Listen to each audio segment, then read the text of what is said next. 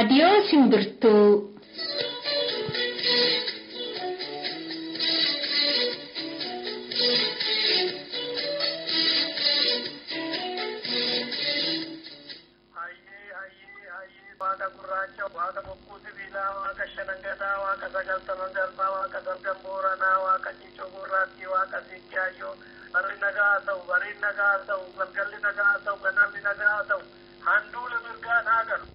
Yoo yaa nageenya badhaadhaa akka mooltan dhaggeeffattoota keenya kun qophii Simbirtuu torbeetti gaafa kamisaa akkasii darbu kan gaafa bitootessa 15 bara 2018ti. Har'an qabnu mee gurra simbuusa. Akkuma innaa kaanii jalqaba oduu sinitti himna oduu biyya keessaa kan Itoophiyaa fi Oromiyaa keessaa jechuudha. Itti aanee sirba tokko sin affeeruudhaan gara qophii imalaatti dabarra. Qophiin imalaa keenyarraa kan inni xiyyeeffatu sochii bobbaa waboo yeroo ammaa kana godina Booranaa keessaa irratti kan xiyyeeffatudha. Hanga xumuraatti waliin turaan affeerraa keenya yoggaa ta'u dursa oduu sinitti hima.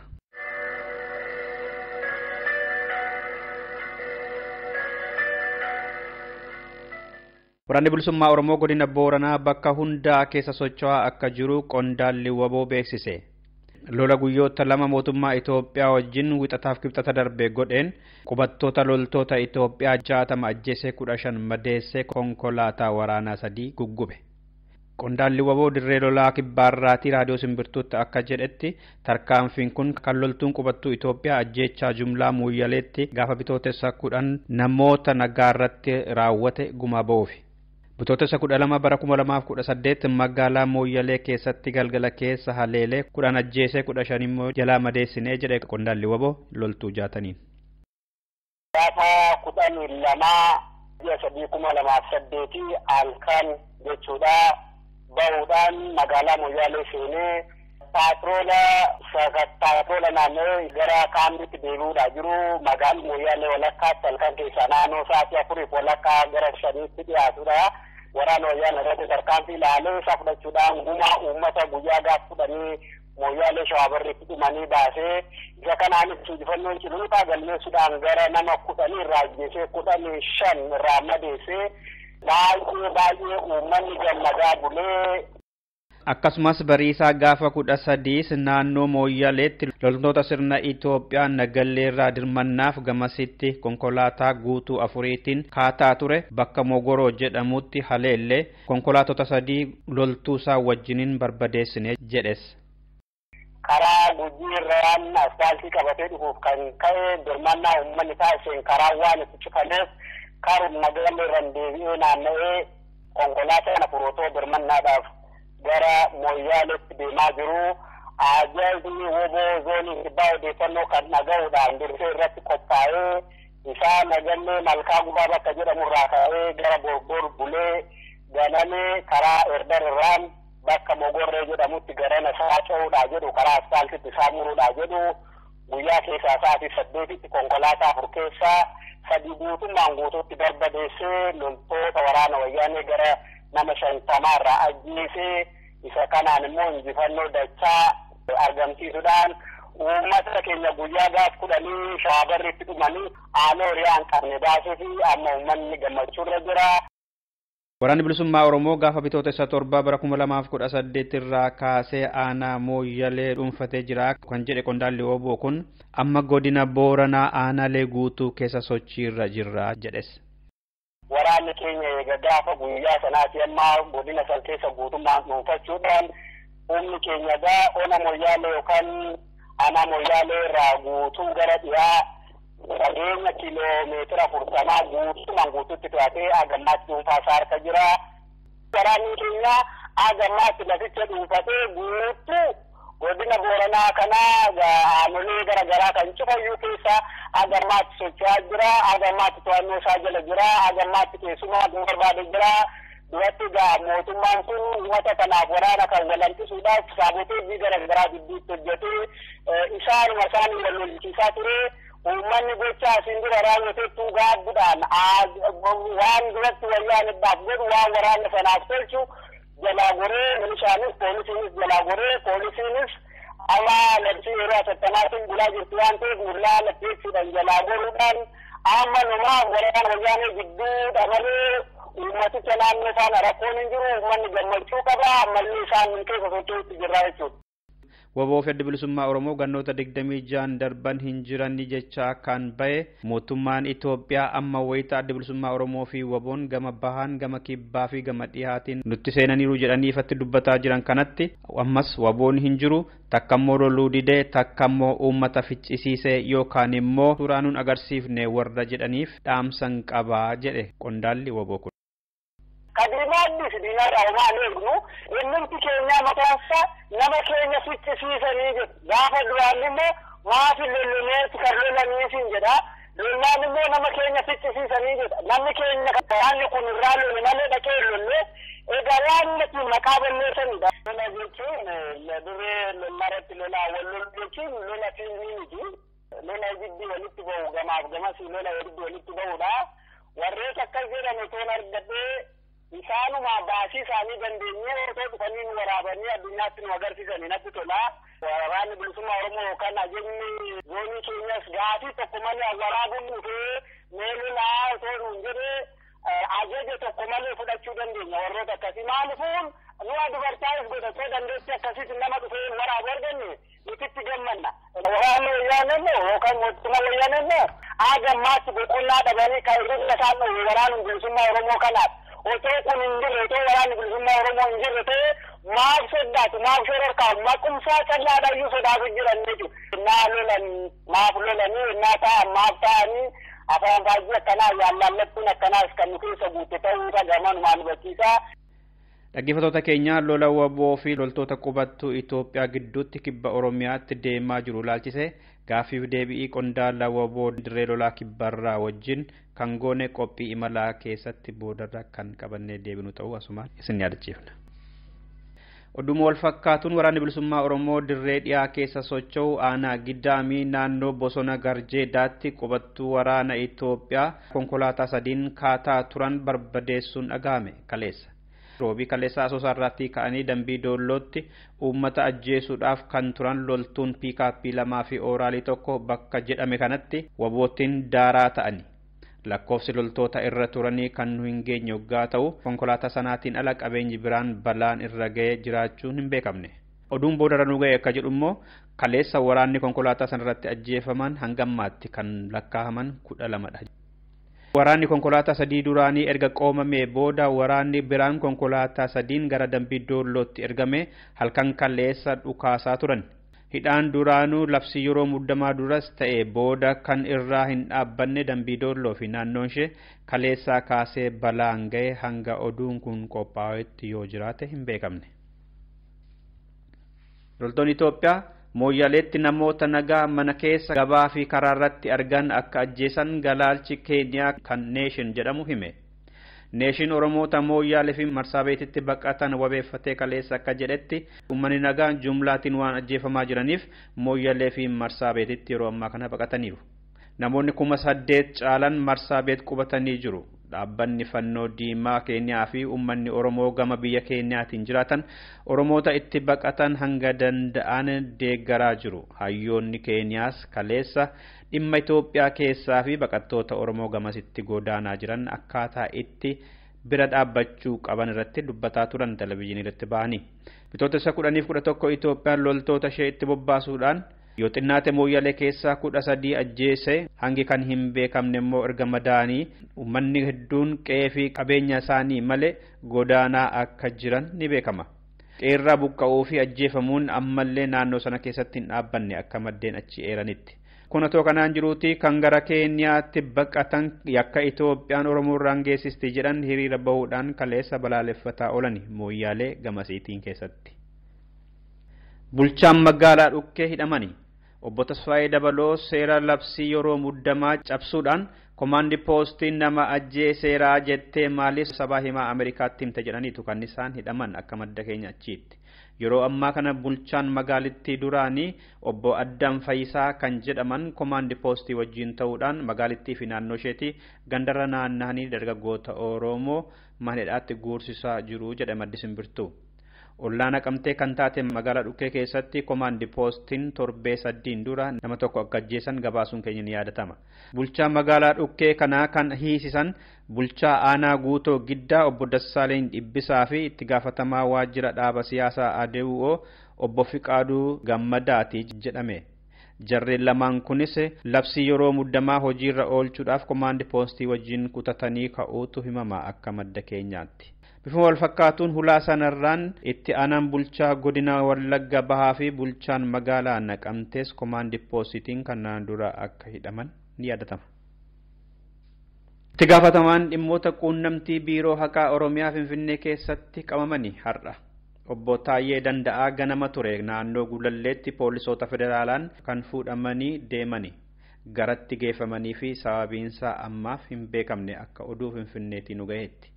Labsii yeroo muddamaa bahe namni yookaan qaamni kamiyyuu tarkaanfii komaandi poostiin fudhatu irratti yaadas ta'e komee dhiyeessuu ni dhorka.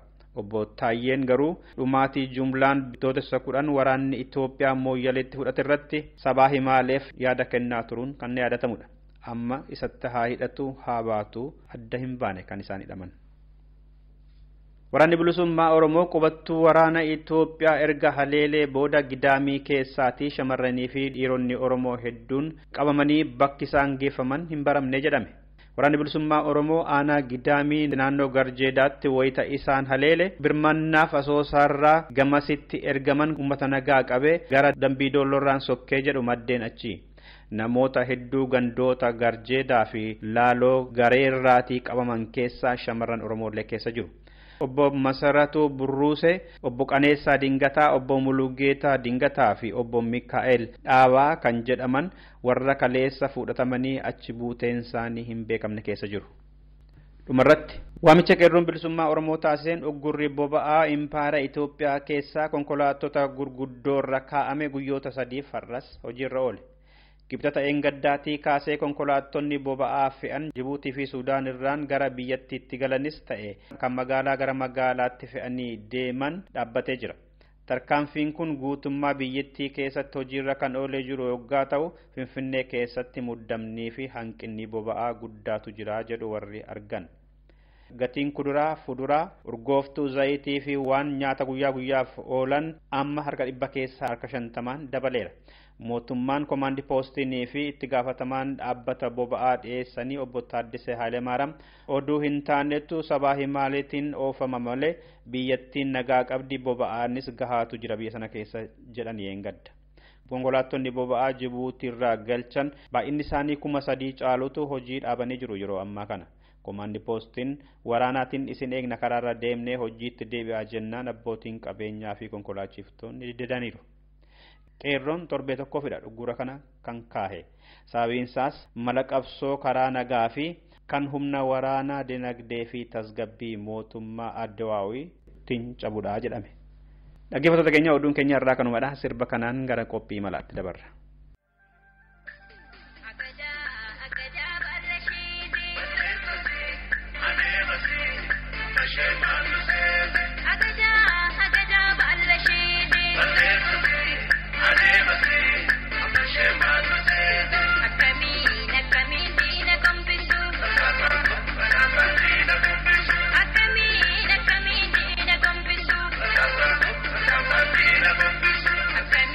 Akkamiin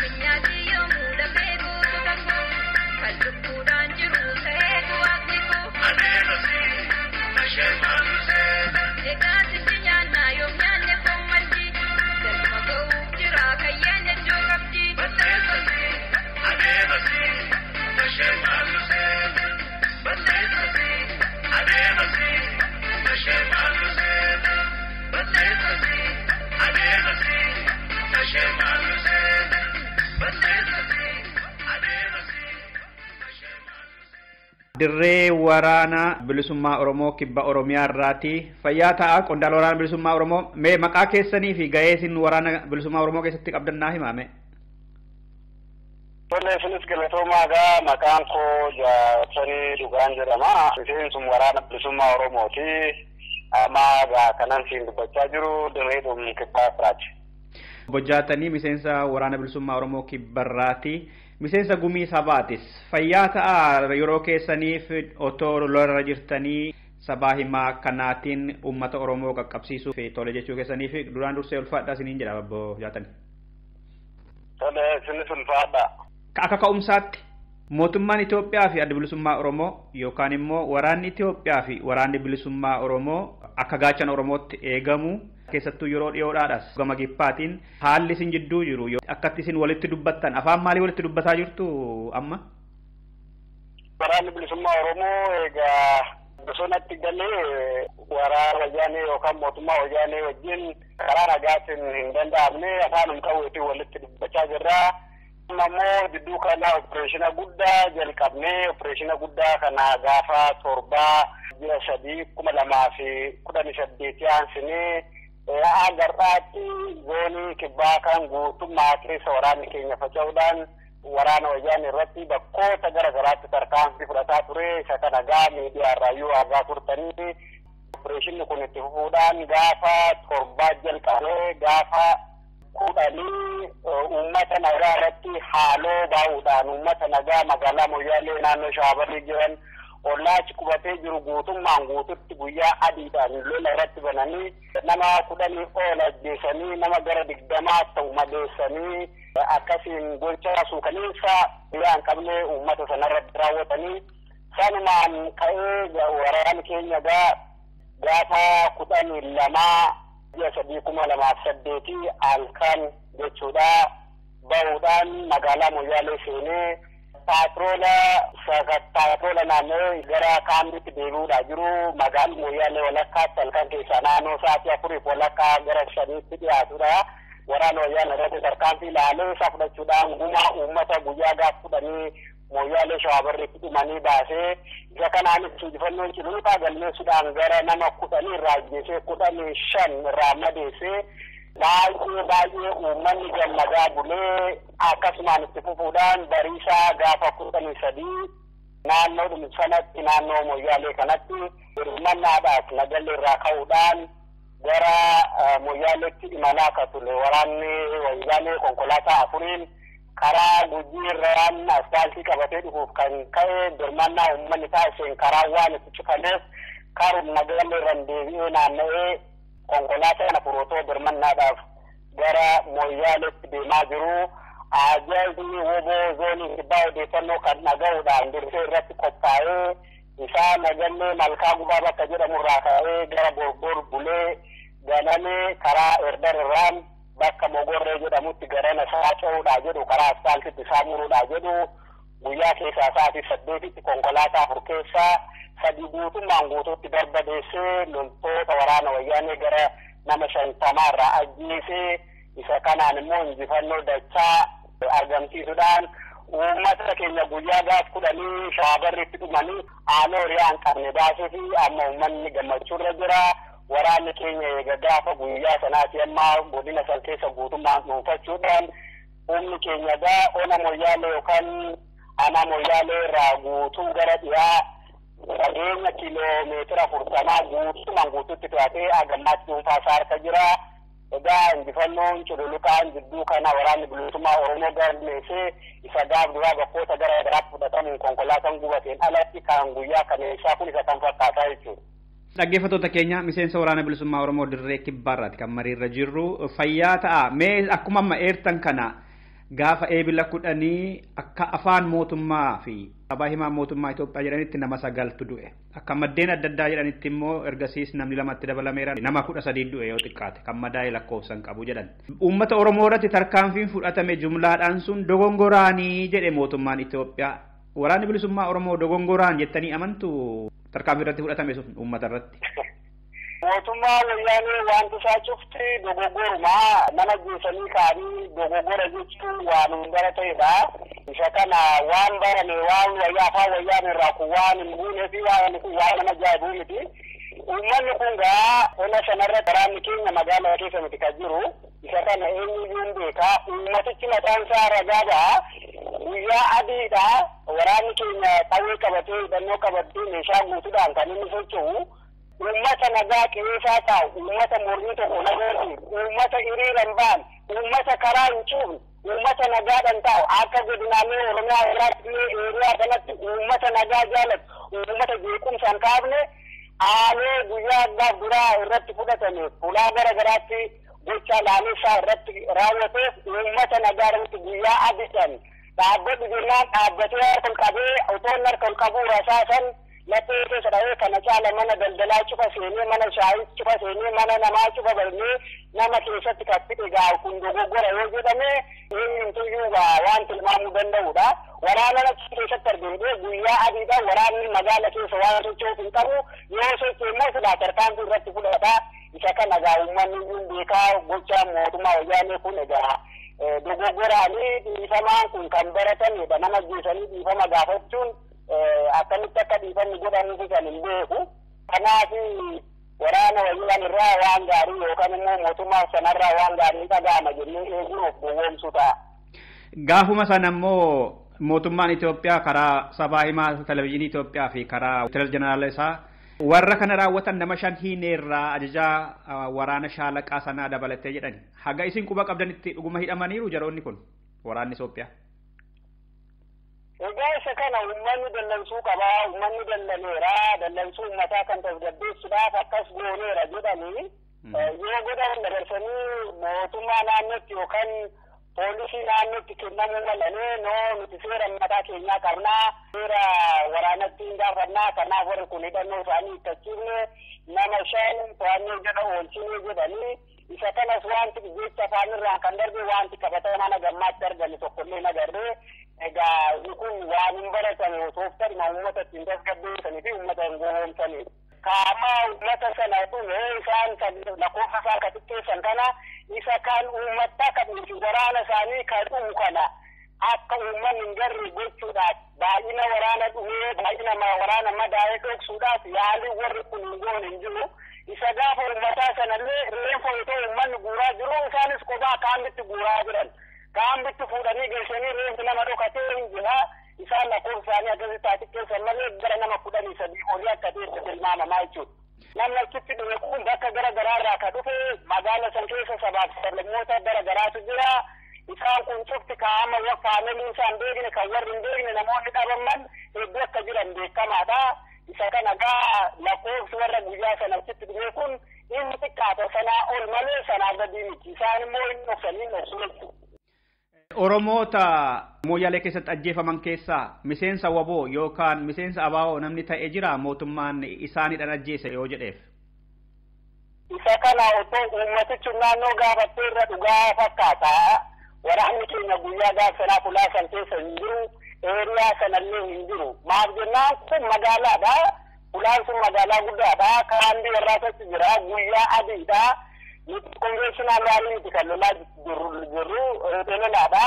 Saatii sanatti bakka sanatti guyyaa addiidhaan kan uummanni nagaa wal keessa yaa'u uummata bakka uummanni jirtuyyuu takkaa lola goonee hin beeknu kana uummanni godinichaa hin beekaa jechuudha. Aadaa keenya keessatti eeriyaa uummanni nagaan keessa socho'utti warraayyuu argina irraa gorree fulaa biraatti lollaa jechuudha. Kanaaf fulaa sanatti waraanni keenya du'uu miti hin arganne jechuu dandeenya saatii sanatti. Gaafa 13 kibxata kaleessaa jechuun har'a gaafa roobiin si dubbisaa jira. Tarkaanfii ilaallisaa fudhatanii gara namni 50 ol waraana Itoophiyaa irraa finnee konkolaataa 3 barbadeessineerra jettanii.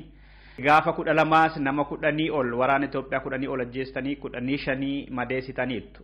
Kanatti uummanni maal siniin jedha isinitti gammadee simannaa isaan sinii godhan maal fakkaata gumaa baasuu keessan kanatti naannoo sanatti amma. Uummanni gaafa 12 alfaniiyyuu otoo gammachuudhaan jiru guyyaa isaatii 8tti immoo tarkaanfiin sun fudhatamuun guddoo gammadee nama nurraa deemnee yoo jibbaannee amma yarafnee jedhee gammachuun uummataa dachaadha. Egaa lakkoofsa namarraa dhumee kan dhoksuudhaaf yaaliin ishiin godhin hin jiru. gaafa kudhanii lamaan kanii kana konkolaataa ishii namni konkolaataa irratti waraanni keenya dursee magaala seenaatti eegee konkolaataa irratti karruu kudhantee achitti konkolaataa irratti waraanni gasanaa irraa dhume halkan sana fulaa sanatti fulaa dhukaasa sanatti madoon ishii kan ishii waatu kan ishiin ootu qollaan hiriyaa san jiru otoo odeeffatanii dhaga'uu dandeessu waataa gadoodaa akka ishiin turteedha egaan waan ta'eef ija uummataa duraa dhoksitee otoo guyyaa ta'e uummanni argaa meeshaa dhuka'ee jira waan qawwee dhuka'ee jiruuf uummanni gabba'ee ilaaluu hin dandeenye sa'aatii walakkaattiidha algara halkan keessaan walakkeessan kan inni deemaa jira. Kanaagaa uummanni gammachuu qabaachuusaa waan ta'etti nagartu waraanni keenya agammaatti laficha dhuunfatee guutuu godina Booranaa kana aanolee garagaraa kan cufayyuu keessa agammaatti socho'aa jira agammaatti to'annoo isaa jala jira agammaatti keessumaa barbaade jira duratti mootummaan kun uummata kanaaf waraana kan walantisuudhaaf saabotee garagaraa gidduutti hojjetee isaanuma isaanii wal lolchiisaa ture. Uummanni gochaa isin dura raawwateettuu gaadduudhaan waan duratti wayyaanidhaaf godhu waan waraana sanaaf tolchu jalaa goree milishaanis poolisiinis jalaa goree poolisiinis amma labsii yeroo asattanaatiin bulaa jirtu waan ta'eef mullaa latteessuudhaan jalaa goruudhaan amma numaaf waraana wayyaanee gidduudha malee uummaticha naannoo faana rakkoon hin jiru uummanni gammachuu qaba ammallee isaan keessa socho'utti jirra jechuudha. Cimina waraana Itoophiyaa kana akkamidha yeroo ammaa kana wayita wal loltan ifaan ifatti walitti dhukaastanii hundi isaanii garumaan isin lolu moo warra ajajoota qofadha moo achi keessa sabaaf sablammoonni Oromoon faa akkamitti hubattu tokkummaa fi onneedhaan loluu waraana Itoophiyaa kana maal fakkaata ciminni waraana sana akkuma mootummaan jedhadhu cimaadha.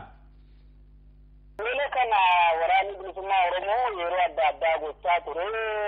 Amma fiirnaa biraa wal bira qabnee ilaallu ammilee lolaa kan qabne harka dhiibbaan lolaa jiru fulaa garagaraatti agarreera haala garagaraattinis agarreera ammileen isaan lolaaf qaban hin jiru irreedhaanii dhukaasii xiqqoo itti jabaanan baqachuu fiiguu wanti biraan jiru naan isaan maadoo isaaniitu hin fudhanne fa'aa jira. Bakka malee aamilee isaan itti lolanii jiru. Maaliifuu waraanni kun isaan jireenya lolu inni kun kaayyoodhaaf lolaa adda bilisummaa Oromoo kaayyoodhaaf lolaa damooza loluu isaan sun damooza nyaatanii raayisuu jedhanii akka dhiibbaadhaan yookaan irreedhaan dirqisiifamanii akka lola kanatti waan seenanidha irraa calaqisaa jechuudha. Gochaa isaaniifi akkaataa adeemsa isaanii naa agartu. Itti yaadanii barbaaddanii sin adamsan fakkeenyaaf amma zoonii san guutuu keessa socho'aa jira dur uummata dhukataa deemnaa mataa bilkaan uummatni keessa deemnaa uummanni waan siin jedhu qabu itti akka durii dhaqee siin gabaasu kanaaf fulaa jiru otoo beekanuu nun barbaadanii nuti barbaadee rukutaa jechuudha.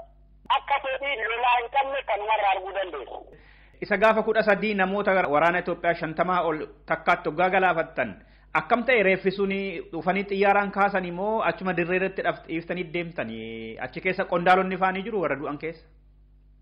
Amannaa dhageenyu shaalaqoonni lama wal keessa akka jiranitti himamu warri baay'ee information kan dhoksee deebi'ee konkolaataadhaan guuraa akka ture namoonni naannoo sanii jiranii ibsanii sa'aatii dheeraadhaaf lolli hin ture.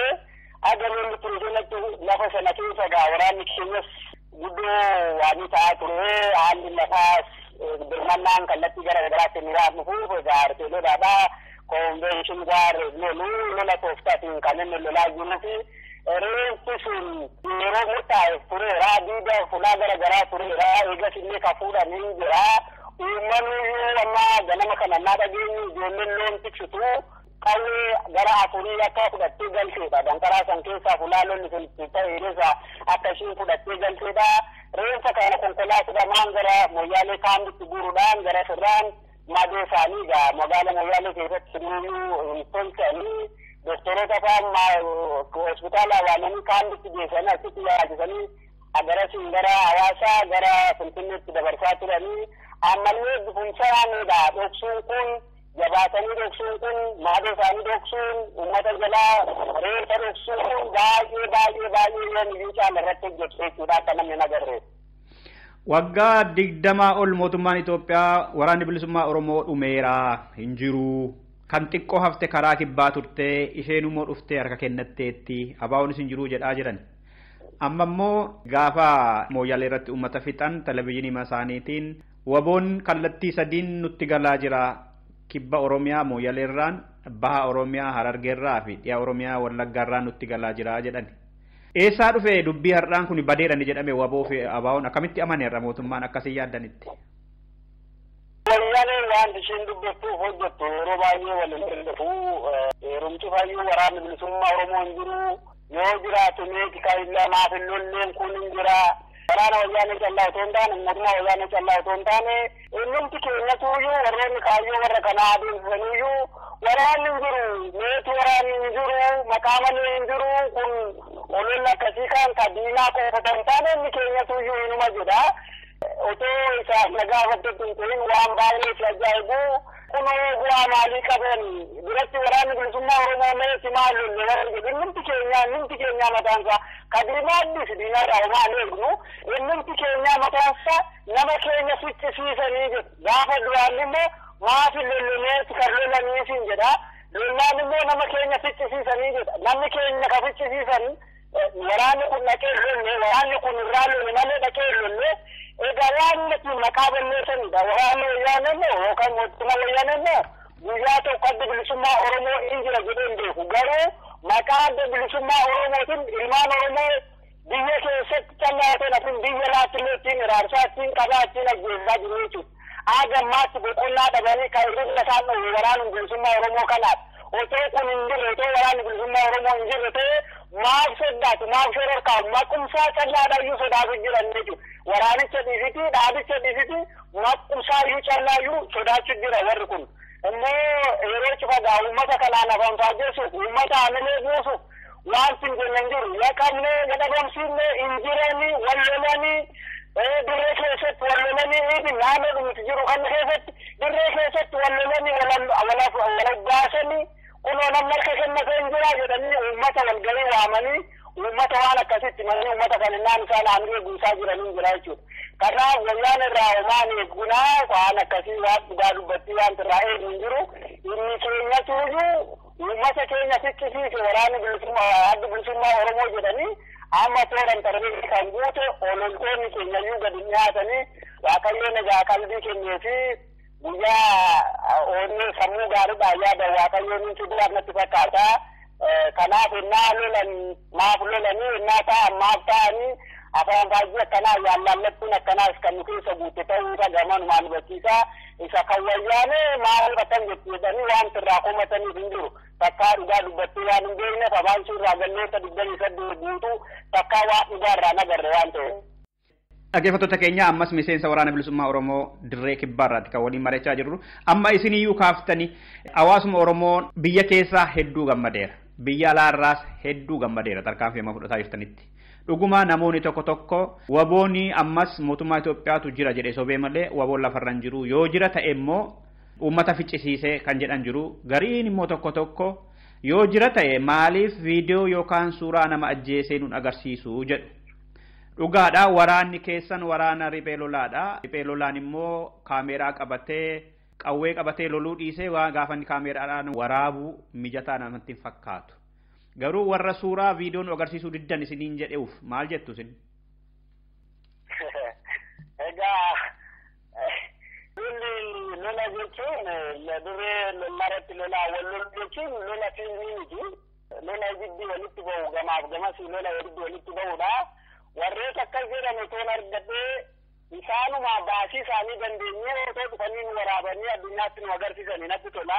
Waraanni bilisummaa Oromoo yookaan ajajni zoonii keenyas gaafii tokko malee waraabuun dhufee meelolaa otoo nuun jedhee ajaja tokko malee fudhachuu dandeenya warroota akkasii maalifuun nu dubartaayis godhatee dandeetti akkasitti nama dhufee waraabu arganne nuti gammanna immoo lola lubatti deemuu jira ibidda deemuu jira kawwee naa dhukaaftuyyuu tooftaatti dhukaaftu qabdaa namni viidiyoo waraabmoo oliif gochee gamasichee gamanastee waraabuu qaba akka warri yaadutti nuti saatalaayitiin qabnu saatalaayitiidhaan waraabnu isa kanaaf deebiin kennuun qabu warroonni akkas jedhan otoo dhufanii waraabanii dhaabnillee ajajni zoonillee kana hin fudhata dhufanii innaa nuti lola taasifnu waraabanii viidiyoo suraas waraabanii akka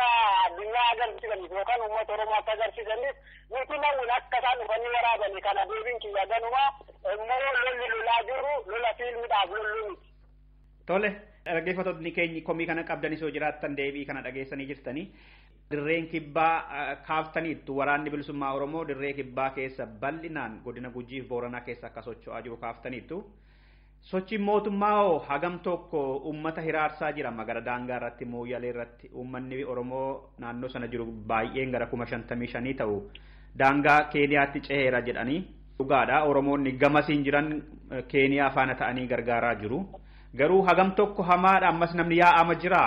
Hordofii mootummaan xiyyaaraan helikoophteraan isinii fi uummata kana taasisuu maal fakkaata muddamni daangaa irra jiru yeroo ammaa kana? Egaa rakkoon hedduun jira. Amnistii narra ganama kanallee naannoo kaleessa waraanni keenya lolaa oole irratti nama motoriin deemu tokko akka ajjeesanidha. Amma informationiin ani guyyaa kan argadhe. Ammallee mootummaan kun uummaticha kanaaf nagaa kennaa hin jiru. Uummanni gammachuuyyuu bakachaa jira. Egaa kallattiin guddaan kan bakate Moyyaalee irratti haa ta'u malee kallattii keenya daangaa Itoophiyaa fi Keenyaa kana bakkoota olloota garagaraa kanan maqaa beekan keessa kan jiran karaa Elliboora irraa kaasee lafa Elliboora jedhan, Uraan lafa jedhan, Gollolle lafa jedhan, Sololo Raammata lafa jedhan bakkoota akkanaa kana cufatti kallattii daangarra jiru cufaan agarmaatti namni gayyaa jira. Uummanni naannichaas waan qabuun bira dhaabbataa jira. Amma inni guddaan egaa kan Moyyaalee jirudha. UNHCR illee kan argisuni warra Red Cross illee kan argisuni agarmaatti Red Cross hin daawwatin yookaan hin argin olloota garagaraa keessaa 4, 5, 10 akkasitti kan yaa'aa jiran hedduudha. Ammallee richa nagaan hin jiru. Uummatichaaf illee nagaa kennaa hin jirtu. Nama nagaa motoraalee warra akka jeeftin nagaa jira. Gammachuuyyuudha. Lolli kun egaa gaafa 10 gariis nama 2 motoraan ajjeefte halkan sanallee nama tokko aadanuutee ajjeeftu nama tokko bulee ganama isaa jennee motoraan nama lama ajjeefte. Egaa siyaasni kunoo lafum nagaa irratti nama tokko nama motoraa deemu jedhanii naannicha akka nagaan hin jirre uummata naannootiif akka nagaan kennine uummata nagaa irratti akkasiin haaloo ba'aa jirtu gochaasii kanarraa arguu dandeenya. Amma gariin immoo akka shakkii qabanitti maqaa warra baqate kanaan lohee mootummaan Itoophiyaa waraannisaa waboo barbaachallee deemuu ni mala warri jedhan jiru. Asirratti of eeggannoo gootu isin? Iddoon inni barbaadu hin jiru walum faana jirra, walum argaa jirra. Warri barbaadu jiraate deemee haa barbaadu. Nuti godina Booranaa guutuu keessaa amma sochii eegaasnee opereeshina guddaa jalqabnee eegaasnee amma gaafa torbaati eegaasnee agammaatti zoonicha sanaa dirree sana guutuu godina Booranaa kan fulaachi fayyuu keessa socho'utti jirra. Uummatni bakatee jiru Keenyaa keessa bakkatee haa jiraatu malee waraanni keenya immoo gubbaa jira. Isa kana immoo uummata naannoo irraa adda baafachuu dandeessa. Gaafa nama 10 ajjeesan sana Mooyyaleetti waraanni Itoophiyaa akka komaandi poostiin naannoo sanatti socho'ee tarkaanfii fudhatuuf bulchitoonni godina naannoo sanaa fi aanaa sanaafa ka Oromiyaa jechuudha. Qindoomina qabu moo hin qabani akkasiin hubattanitti tarkaanfii fudhachuu irratti? Egaa akkanan beekutti odeeffannoo nama argaterraa kan ka'e bulchaan godinichaa namni Miidhaan Areeroo jedhamuu fi ayyuudhaan poolisii godinichaa guyyaadhuma namni dhumu kana ganama dhufanii poolisii Oromiyaa eeriyaa sana jiru magaala san keessaa akka ba'anii gara Simbirtuu lafa jedhamutti akka deeman taasisan jedhamni isa kana dhugaa ta'uusaa inni afaan isaatti egaa walgahii uummata irraa tolchetti ya dubbatee kanallee ya gaafatee jedhu amma naanna ga'u poolisiin sun eeriyaa sanaa socho'uu fi waraanni wayyaanee kaambii eeriyaa sanaa jirtu dhuftee uummata nagaa irratti dhufaa sagalee guddicha sababa dhufaafteef hin beekamu waan dhufaafteef hin beeknu. Egaa akkuma miidiyaa irraa dhageessan dogoggoraanii informationii dogoggoraa arganneetti waan jedhu ittiin uummata kan baay'isuudhaaf beektota akkasii gargaaramte haa ta'u bulchaan godinichaa kunis ajajaan poolisii godinichaa kun akka waan quba qabanitti kan nuti informationii qabnu amma dheengaddamoo nuti kanaafi nuti jedhanii uummaticha dhiifama gaafataa jiru jedhanii bulchaan magaalaa kantiibaan magaalaa warroonni kun cuftuyyuu baay'ee dallansuu irraa qaban gochaa kanarraa kaabinoonni guutunaa cuftuyyuu gochaa wayyaanee kanarraa akka malee itti dallansuu akka qabanidha kan argaa jirru.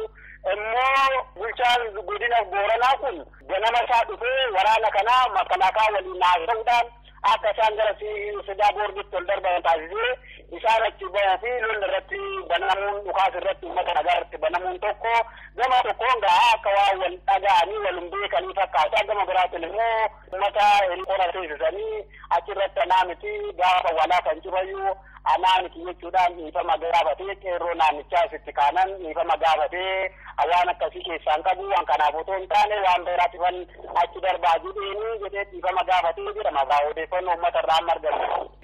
Ciminni fi gahoominni gama hundumaan waraanni bilisummaa Oromoo amma qabu maal fakkaata? Egaa waan baay'ee sitti toludha amma haalli waraana bilisummaa Oromoo irra jiru.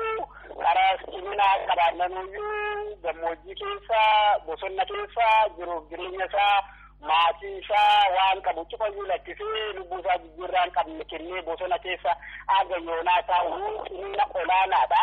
Haa ta'u immoo haala biyyattii keessa deemaa jiru faana wal qabatee haala dammaqii uummata keenya isa cina hiriiree isa waliin boo'u isa waliin lolu kana naa argu amma surmaayyuu dubbee keessanitti deebi'aa jennaan diduudhaan aga miishatti deemna jedhee murtee mataa isaanii fudhatanii achum keessa manneeffachuudhaan achum keessa socho'aa ciminni kana caaluun jiru.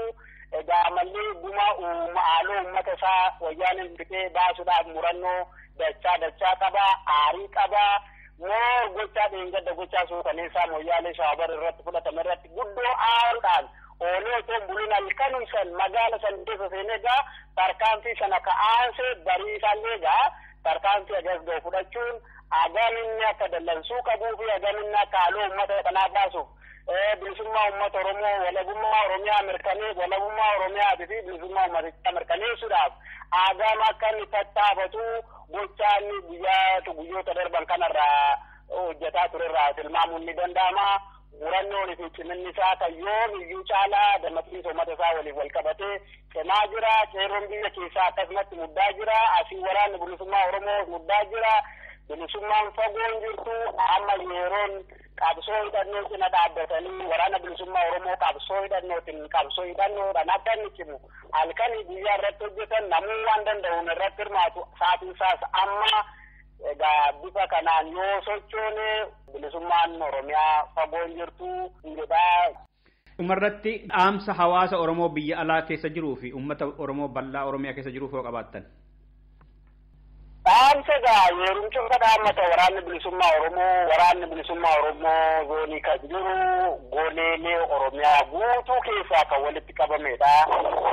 Waraanni bilisummaa Oromoo zoonii kan keessa jiru amantaa garagaraa kan qabudha. Nuti ijoollee achi amantaa akkasii otoo hin jenne Oromummaa qofaadhaan gochaa suukaneessaa mootummaan gabroonfataa wayyaanee uummata Oromoo irratti raawwataa jiru balaaleffatee maatii isaa jiruu isaa lakkisee dhufee as jira. Kanaaf waraanni bilisummaa Oromoo akkuma isii tokkummaa qabaatu uummanni keenya saachiin tokkummaa isaa cimsatee garaagarummaa isaan jirudduu jiru ittisuudhaan qabsoodhaan cina hiriiranii furmaanni jiru Oromiyaan bilisoomsuudhaaf rakkoo uummata Oromoo irraa kaasuudhaaf Oromoo salphina keessaa baasuudhaaf furmaanni jiru qabsoo hidhannoo callaadha. Qabsoo hidhannoo adda bilisummaa Oromoo cina hiriiruudhaan waraana bilisummaa Oromoo qarqaaruudhaan bilisummaa Oromiyaa akka mirkaneessan isaan gaafadha.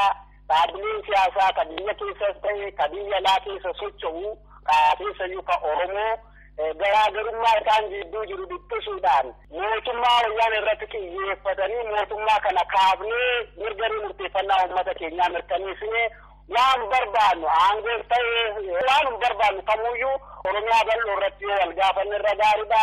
Garaagarummaa qabnu dhiphifnee qabsoo hidhannootiin haa cimnuun jedhaan. Tole fayyaa ta'a loltuu jaatanii yeroo keessaniif galatoomaa ulfaadhaan injifannoo isinii hawweera. Tole isinis galatoomaa ulfaadhaan injifannoon kan uummata Oromootii fayyaa naa ta'a. Dhaggeeffattoota keenya qondaala waraana bilisummaa Oromoo dirree lolaa kibbarraatii haala amma deemaa jiru keessattuu immoo lola mootummaa Itoophiyaa fi Oromoo bilisummaa Oromoo yookaan waboo jidduutti godhamaa jiru irratti injifannoo waboon galmeessaa jiruu fi mootummaan Itoophiyaa immoo uummata irratti ajjeechaan raawwataa jiru xiyyeeffannee haala waliigalaa kan dhiyeessaa turre qophiin keenya har'aa kanuma fakkaata. Waan nuti qastaniif horaa bulaa sirbattaanu kanaan nagaatti kan siniin jedhu Andassuu Duulaati. Torbee immoo dhimma biraa qabannee walitti deebina.